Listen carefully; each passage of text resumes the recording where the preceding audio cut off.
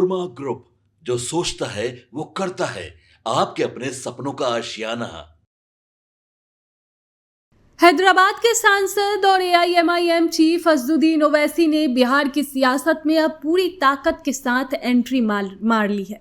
उन्होंने मधुबनी के 0 माइल में जो जनसभा की वो सिर्फ एक चुनावी सभा नहीं थी, बल्कि बिहार की राजनीतिक समीकरणों को हिलाने वाली एक साफ और सीधी चुनौती थी, और खास तौर पर तेजस्वी यादव और आरजेडी को लेकर। देखिए, ओवैसी का हमला सीधा और तीखा था। उन्होंने साफ कह दिया कि आरजेडी वाले जो बार बार एआईएमआईएम को भाजपा की बी टीम कहकर पल्ला झाड़ते हैं, असल में गलती उन्हीं की है। उनका तर्क है कि अगर भाजपा जीतती है तो इसलिए नहीं कि ओवैसी बीच में आ जाते हैं, बल्कि इसलिए कि तेजस्वी का वोटर मोदी की गोद में बैठकर चाय पी रहा है। ये बात दरअसल आरजेडी की लीडरशिप पर एक बड़ा सवाल है। अब आप अपने कोर वोटर, खासकर मुस्लिम यादव समीकरण के मुस्लिम हिस्से को क्यों नहीं संभाल पा रहे हैं? ओवैसी ने तेजस्वी को यहाँ पर चेतावा दिया है कि अगर वो इस तरह गुरूर यानी अहंकार में रहे और छोटे दलों को तवज्जो नहीं दी तो बिहार का नुकसान होगा और जनता उन्हें माफ नहीं करेगी।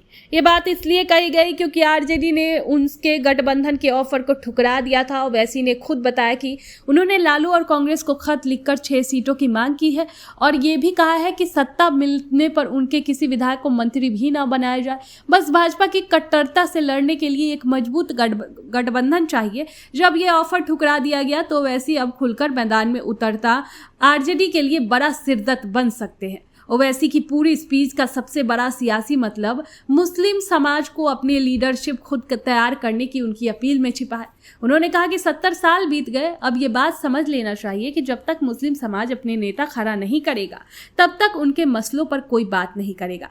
बिहार में 19% मुस्लिम आबादी है, और ओवैसी ने साफ कहा है कि इतनी बड़ी आबादी के बिना कोई हुकूमत नहीं बन सकती और ना ही कोई बड़ा सियासी फैसला लिया जा सकता है। ओवैसी की राजनीति का सीधा मकसद है मुस्लिम वोट को बंधुआ मजदूर की तरह इस्तेमाल होने से रोकना। उनका कहना है कि वोट डालकर घर ना बैठे, बल्कि अपनी लड़ाई खुद लड़े और लीडरशिप तैयार करे। अभी तक बिहार में मुस्लिम वोटर का बड़ा हिस्सा लालू यादव की आरजेडी को वोट करता रहा है, ये मानकर कि यही दलित भाजपा को हराने में सबसे ज़्यादा सक्षम है। ओवैसी इसी धारणा को तोड़ रहे हैं। उनकी चुनौती है कि अगर आप सिर्फ किसी को जिताने या हराने के लिए वोट देते रहेंगे तो आपके हिस्से में विकास और इंसाफ नहीं आएगा। जब ओवैसी कहते हैं कि मजलिस नहीं चाहती कि बिहार में दोबारा नीतीश कुमार और भाजपा की सरकार बने, तो वो साफ संदेश देते हैं कि उनका मकसद भाजपा को रोकना ही है। ओवैसी ने भीड़ में भी शामिल 25 साल के कम उम्र के 60% युवाओं की आबादी का जिक्र किया और उनसे अपील की कि वे युवाओं के भविष्य को ध्यान में रखकर वोट करें। ये एक चतुर राजनीतिक दाव है। वो पुराने सियासी दलों के काम न करने के ट्रैक रिकॉर्ड पर सवाल उठा रहे हैं। तो कुल मिलाकर असदुद्दीन ओवैसी का बिहार में एक्टिव होना ये दिखाता है कि वो 2020 के पिछले विधानसभा चुनाव की अपनी कामयाबी, जो उनको 5 सीटों पर जीत मिली थी, उनको दोहराना और बढ़ाना चाहते हैं। उनका मकसद सिर्फ सीटें जीतना नहीं है, बल्कि बिहार की राजनीति में एक नया मुस्लिम नेतृत्व खड़ा करना है जो आरजेडी, जेडीयू या कांग्रेस पर निर्भर न रहे। तेजस्वी यादव का ये समझना होगा कि उनके गुरूर से ज्यादा अब मुस्लिम वोट बैंक का विश्वास डगमगा रहा है। ओवैसी की एंट्री भले ही उन्हें बी टीम कहकर खारिज कर दिया जाए, लेकिन ये साफ है कि वो तेजस्वी के वोट बैंक में सेंध लगाने आए हैं। बिहार का चुनाव अब सिर्फ 2 गठबंधनों के बीच नहीं रह गया है, बल्कि ओवैसी की एंट्री ने मुस्लिम वोटों को लेकर एक नई नेतृत्व की लड़ाई को जन्म दे दिया है। वहीं दूसरी तरफ प्रशांत किशोर भी है। लेकिन अब देखना ये होगा कि आरजेडी इस बी टीम के आरोप से आगे बढ़कर अपने कोर वोटर को संभालने के लिए क्या नई रणनीति अपनाती। आपके सपनों को हमने सजाया है, ई होम्स पैनोरामा को हमने बनाया है। ई होम्स मेरा एक सपना था जिस पे मैं पिछले 4 साल से काम कर रहा था। हमने जो बनाया है वो सबने है माना। ई होम्स पैनोरामा में हो आपका भी आशियाना।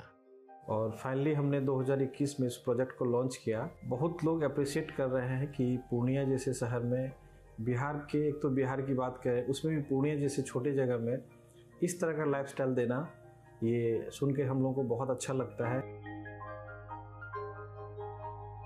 ई होम्स में हमने कुछ और भी किया है, जैसे हम जिस जगह में रह रहे हैं हमारे फैमिली सिक्योर हो, उनको सिक्योरिटी का ध्यान में रखा है।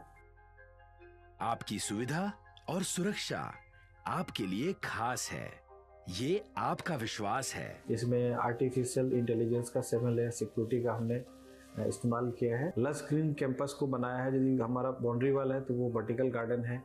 ये जितनी भी फैसिलिटी होता है एक इंटरनेशनल टाउनशिप में ई होम्स है, ये हम लोग विश्वास नहीं कर पा रहे हैं। जो भी हमारे मित्र दोस्त या जो भी हमारे बाहर के बाहर आते हैं तो हम लोगों को बहुत अच्छा सुनने को मिलता है और बहुत अच्छा क्रेडिट मिल रहा है। वो सारा हमने सिर्फ एक बिल्डिंग नहीं बनाया, हमें एक बहुत अच्छा लाइफस्टाइल दिया ई होम्स में, और मेरा एक सपना था जिसको मैं आज फुलफिल होते हुए देख रहा हूँ।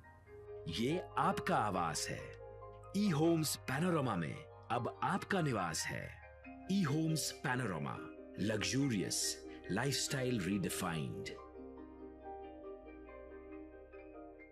पनोरमा ग्रुप, जो सोचता है वो करता है। अगर ये वीडियो पसंद आई और वह बिहार के राजनीति और बिहारियत से सरोकार रखेनी तो सब्सक्राइब बटन दबा के चैनल के सब्सक्राइब कर ली। ओजे एगो घंटी बा, ओकरा बटन दबा देला से कुल सटीक और मारक खबर रुआ मुफ्त में मिल जाई। अगर रुआ पत्रकारिता के हमनी के नया प्रयोग में सहयोग कर चाहतानी तो ज्वाइन बटन दबा दी। पेटीएम नंबर नोट कर ली 9386816700।